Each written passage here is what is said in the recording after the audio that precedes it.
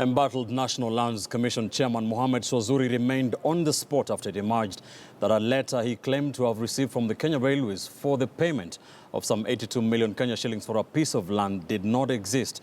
Kenya Railways Managing Director Attana Maina disowned the letter before the National Assembly's Lands Committee as the Ministry of Lands dismissed as fake the title deed held by the petitioner in the Swazuri probe. KTN News senior reporter Rita Tinina lays the tales for us.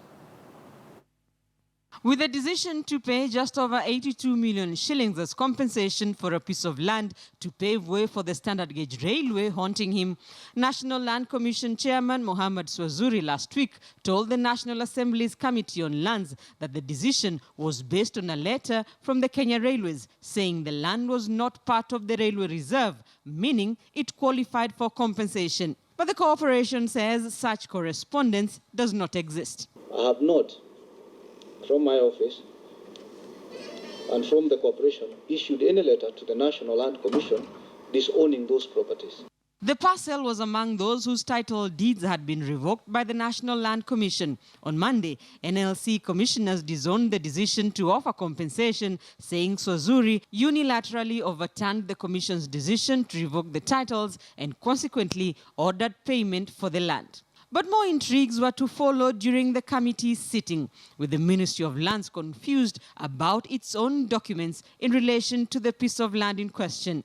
Certificate of title, which was registered on the 16th of September 2015. Would like to mention that this certificate of title is genuine. The committee raised issues over discrepancies in the acquisition of land. A deed plan cannot be issued before the plot is allocated. It should be the other way around. Exactly. Yes. Mogonjero, who filed the petition against Swazuri, attempted to defend the authenticity of his title deed. At the time of deed plan, ownership has been determined. You can't prepare deed plan for nothing. And that is what I'm trying to say, Chair. So what are you saying? The government produced deed plans in 1991? Yes. For what? There were some allocations that time. But who allocated who? I don't know. That so I not the one. What I'm saying is, was allocated, then you're not the one. The ministry had to overturn its earlier statement on the legitimacy of the documents. Taking into account what has transpired, I want to request Jacob Wino to withdraw. I'm saying that they were genuine, and I want to put a record that they're not. From where I sit, we dismiss you as owner of LR number 15100. You're not the owner? Now, the new developments open a new chapter in the Swazuri probe.